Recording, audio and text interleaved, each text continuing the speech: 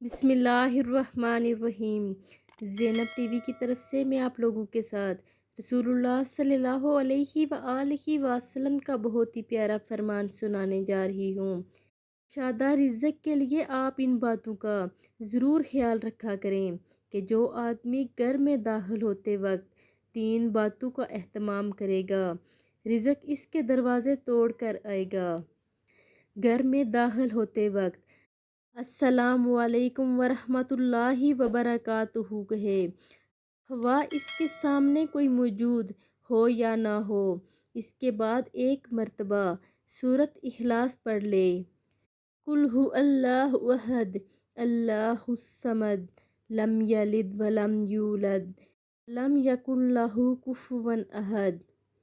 फिर मुझ पर एक मर्तबा दुरूद पाक भेजे तो उसके लिए रिज़्क़ के दरवाज़े खोल दिए जाते हैं।